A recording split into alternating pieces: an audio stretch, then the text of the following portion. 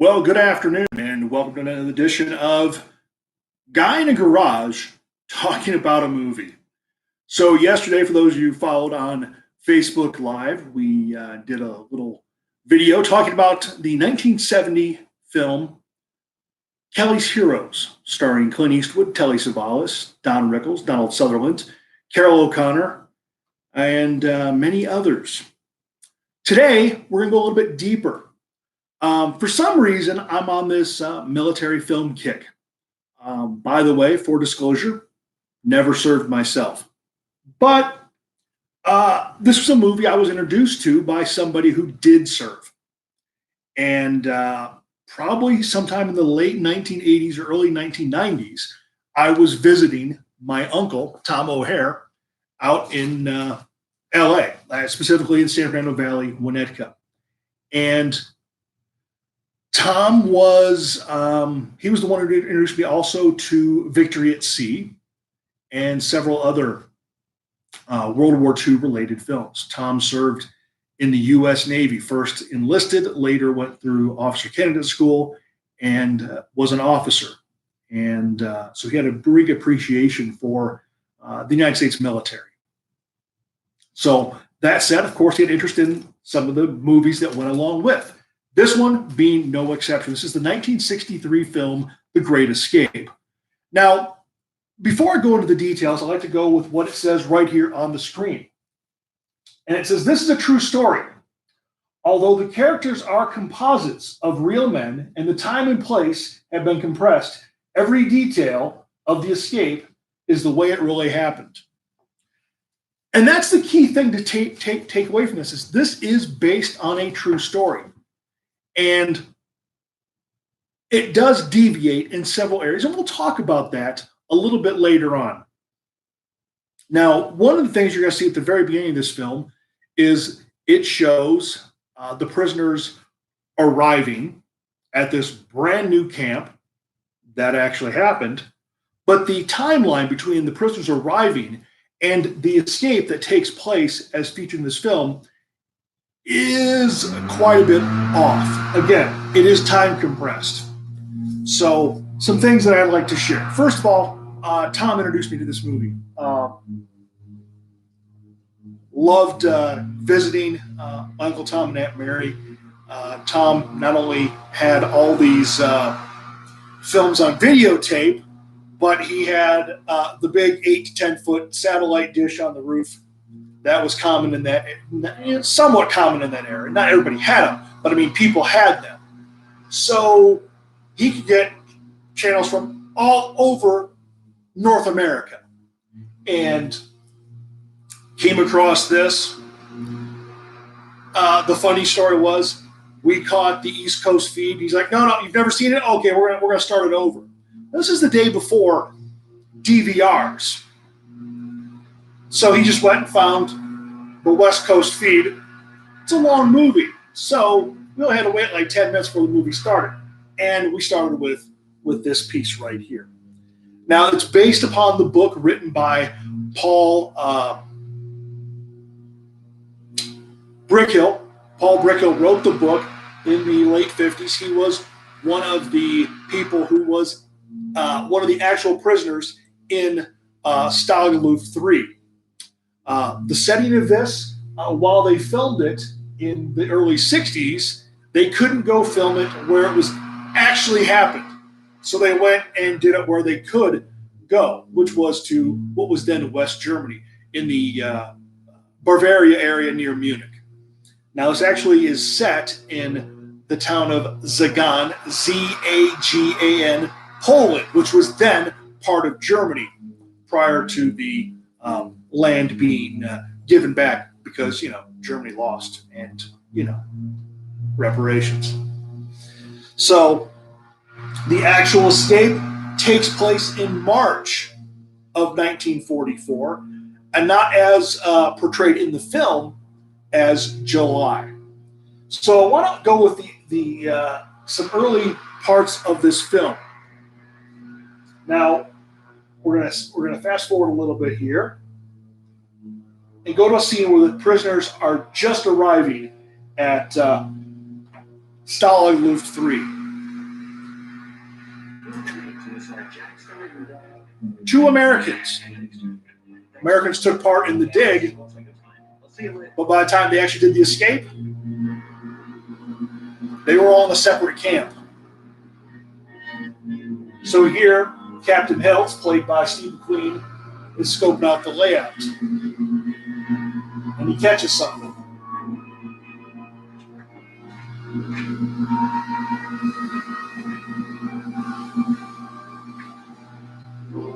We'll later learn Hiltz was an engineer.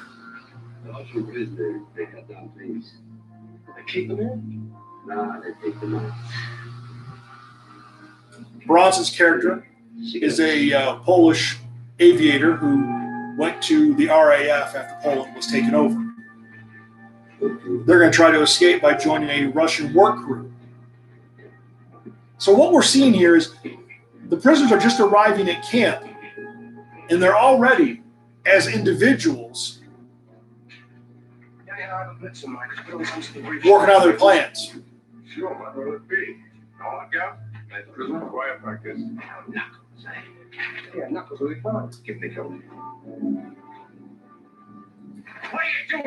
Staging a distraction so they can join the flight crew, join the work crew.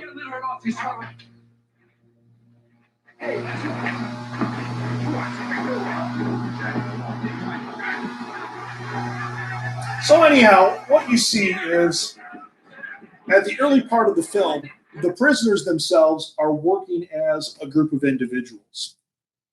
Now, much like the real story, they eventually gel because their leader, in the case of the movie, is played by Sir Richard Attenborough, and he decides that he is a repeat offender, shall we say, of the escapes from the various Luftstalags. And he decides this time he's not going to take out just a few guys.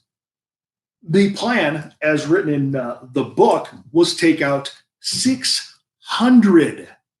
Now, they later scaled that back to about 200, and the plan was very robust. They used a series of tunnels. In the film, they portray 3 tunnels being built, named Tom, Dick, and Harry.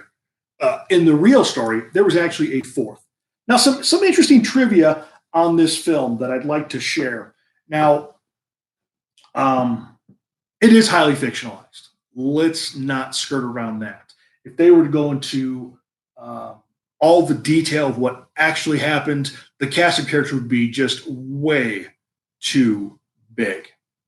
Speaking of the cast, let's talk about that for a second. I already mentioned Sir Richard Attenborough. You already saw Steve McQueen, Charles Bronson, and probably another guy with an Australian accent who you thought was American. Well, it's because he is. James Coburn played an Australian.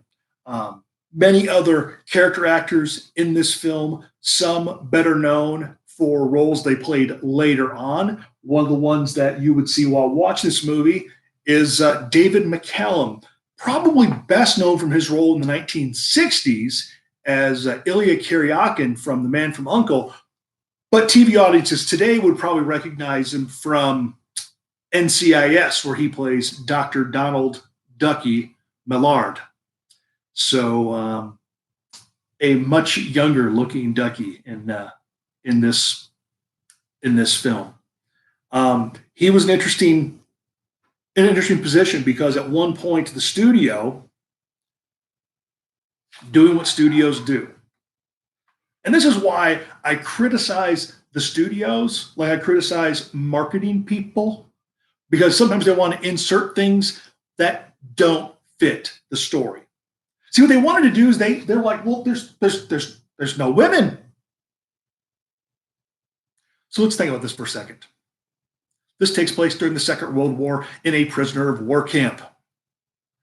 I know, a couple years after this movie came out, there was a TV series that lasted for 6 seasons called Hogan's Heroes, where you saw women all the time. But think about the roles they were in. There weren't any women working at this camp. There weren't any female prisoners at this camp. But yet the studio was like, we need to have a female presence. So the idea was to take David McCallum's character, spoiler alert,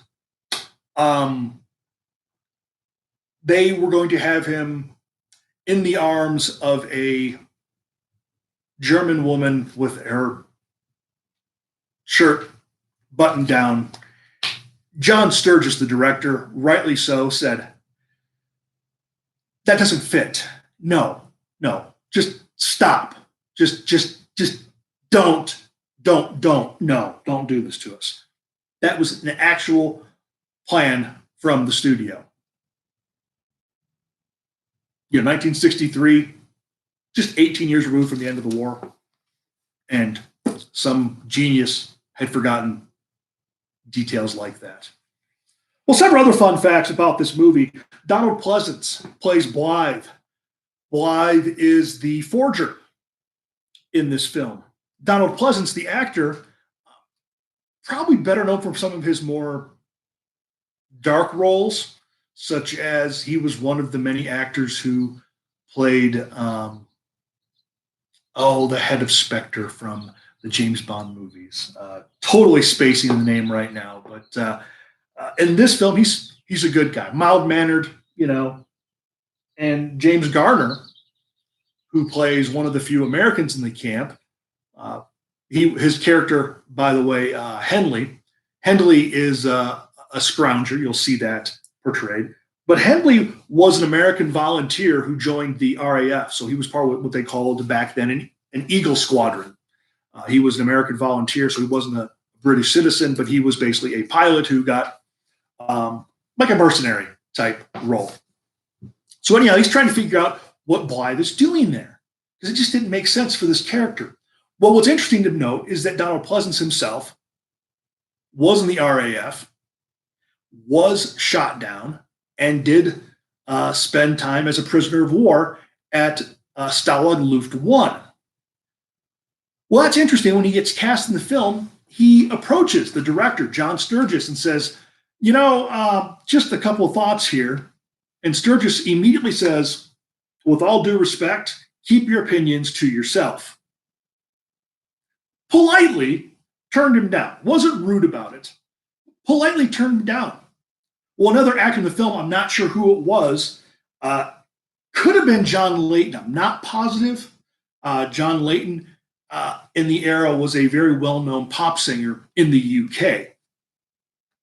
So had a little gravitas to probably come up and approach him. So I'm not sure if it was him or not, but one of the actors basically said to the director, John Sturges, that, did you know that Mr. Pleasance here was actually a POW? Well, because of the interaction previously, Sturges had dismissed him without actually knowing that indeed Pleasance did have some insight. And basically said, hey, Donald, come back here. You can be my technical advisor on this. Now, following the completion of the film, Pleasance came on to say that the portrayal of the POW camp was actually pretty realistic from what he experienced. Now, another one of the actors had some technical advice as well, and that's Charles Bronson. So Charles Bronson, as a younger man, prior to his service in World War II, was a coal miner. He grew up in Pennsylvania. So when he was younger, he worked as a coal miner. Interesting parallel with his character is that Danny, one of the Tunnel Kings, was a bit claustrophobic. In the film, this was now his 17th tunnel that he's working on, and that experience and what goes along with the tunneling kind of got to him. Well, Charles Bronson himself, having been a coal miner, had experience with tunneling and also was claustrophobic. Well, that came to light, and the director, John Sturges, learned of this, and Bronson offered advice as to how they would actually go about moving the dirt that they're digging out of the way so that they could continue progress on the tunnels. So he was a technical advisor on that as well. So those are some of the fun facts that are worth noting. Beyond that, Steve Mcqueen. Now, I did mention earlier that of the actors, there were three Americans portrayed in the film. Now, the reality is that as the progress in the real tunnels went on, all the Americans were moved to an adjacent camp. Actually, it was still part of the Stalag Luft 3 compound, but it was elsewhere in the area. It was they had a common fence between it, but the Americans were on one side of it, and of course the Commonwealth and other Allied soldiers were on the other. So almost to another scene I wanted to show you here.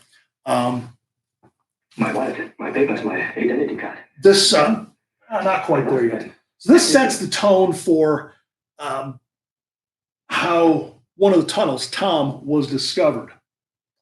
And it's actually based on something that, once again, part of the time compression changed when this actually happened, but it actually did reportedly happen. Not specifically put in Brickhill's book, but some of the anecdotal stories that came out is that something like this actually happened. And I think I'm after that scene here. See when it pops up if we're at the right spot. On the fourth day of Christmas, my true love sent to me, for calling birds. Not quite there.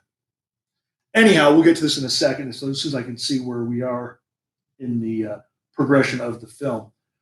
But the prisoners, as you have probably heard through stories of the Second World War, were not exactly treated the best, and they would use their downtime to grow crops. This scene coming up showcases what some of the prisoners did with one of the crops they grew, and they used it as a form of celebration.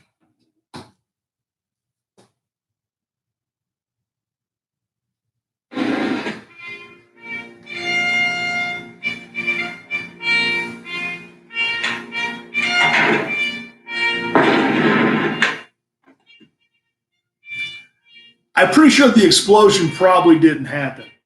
I'm also pretty sure that if they attempted to raise a flag, that would have been. But again, the only three Americans portrayed in the film, and everybody's trying to figure out what the hell are these guys doing? Well,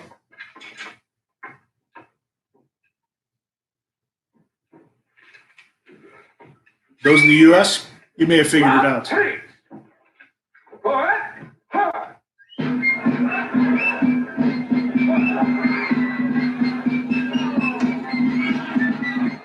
What is it? They're celebrating the revolution. It's the 4th of July.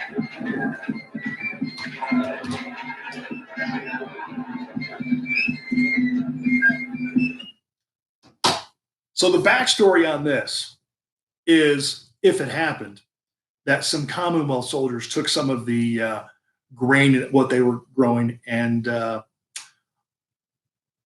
without letting the guards know, decided to produce their own version of bathtub gin, moonshine, whatever. But it was actually after Tom was discovered, well before the escape.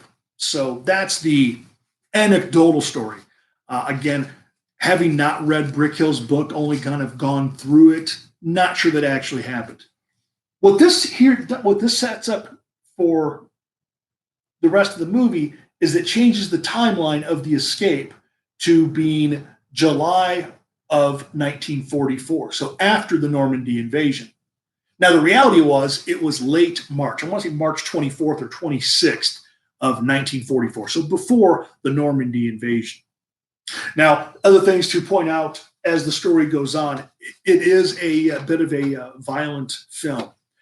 You saw Steve Mcqueen in there. Now, Steve Mcqueen, despite knowing that there were only 3 American roles portrayed and that no Americans actually took part in the escape, wanted to be part of the film. But in order to be sold on being part of it, he was like, hey, I want to show off my motorcycle riding skills. Not sure how that really played into an escape in reality, but it makes for good film and good movie making, and it's kind of fun. Now, here's the fun story. For those of you who have seen the film, you know there's a jump over one of the fences. Mcqueen wanted to do his own stunts. They said no. He talked him into giving him a shot. He tried to jump the fence, didn't succeed. So he contacted a friend of his who was a stunt driver, Bud Elkins. Bud Elkins came in and he completed that jump. To quell Mcqueen, who from some reports was being a little bit of a diva on set, they allowed him to do something which is very interesting. They allowed him to be one of the German soldiers chasing Captain Hiltz, his character, while Hiltz was being played for the chase and the jump by Bud Elkins. So Steve McQueen was chasing Steve McQueen, based on how you put together the edits. Filmmaking's kind of fun that way. So if you've seen the film, you know that trying to get to the second fence, Hiltz wipes out and is in the fence, this barbed wire fence wrapped up in barbed wire, cut up. Well, part of the spoiler alert, that fence, I'm going to give credit back to my good friend Greg Dotter, who mentions the work and time-consuming nature of filmmaking, having been around a few sets, as well. The cast and crew, not just the crew, were tasked with something during slow times. They got to make the barbed wire, which seems kind of like dangerous work. Well, except it wasn't barbed wire. Instead, it was a very thick rubber band with little pieces of rubber tied onto it to look like the barbs. Very convincing in the film, and very interesting that they got the cast to work with the crew in making this fence. Again, this is one of those films that whenever I find myself in a little bit of a down mood, is a good one to turn on and watch. Yes, it's not the most uplifting through part of the story, but it really is a good story about team building, because you have a group of hundreds of prisoners, some of whom know they're not going to be part of the escape, some of whom know that if they are on the escape, they could be killed, but they all come together as a team, which actually happened. Now, the net result of this film, if you aren't aware, is that 76 of the prisoners actually escaped, 3 of whom made it all the way back eventually to England. One of whom actually ended up spending his years in the United States. He was a Dutch aviator who became a physician and spent the rest of his years in the U.S. Unfortunately, what you're going to find out is that this film is dedicated to 50. Of the 76, 3 made it. 3 made it back to England. 73 were, of course, captured. 50 of them were murdered on orders from Adolf Hitler himself. Many of those involved were later tried for war crimes. Again, look at the positives of the story, the team building, the fact that you had a bunch of people who were otherwise despondent, who were given a little bit of motivation, a light, which was that dream of escape. And they all knew the risks. The ingenuity that these real prisoners showed was showcased in this film, doing things like creating papers, scrounging things they could trade with guards to get things like camera, film, being able to develop film hidden from. All these things actually happened. Yes, there's a lot of Hollywood put into this. But again, well worth watching.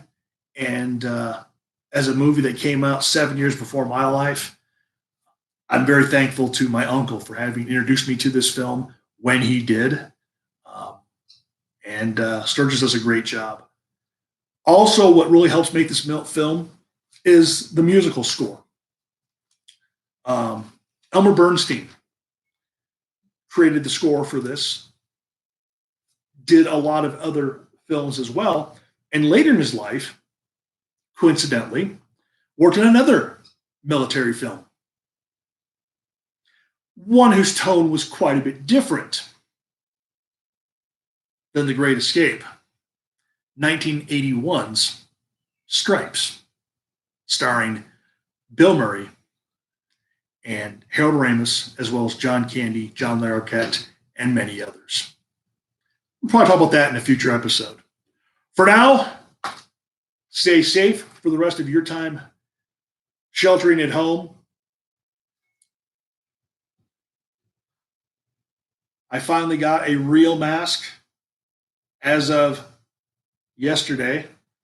More coming in. So if you are out and about, please wear your masks. If you don't have to go out, don't do so. I don't agree with the government's orders to stay at home, but I choose to follow them because I think it's for the greater good. Anyhow, thank you all for watching. Take care. Your feedback, definitely appreciated. Again, this is Jay Kirsting, a guy in a garage talking about a movie. Take care.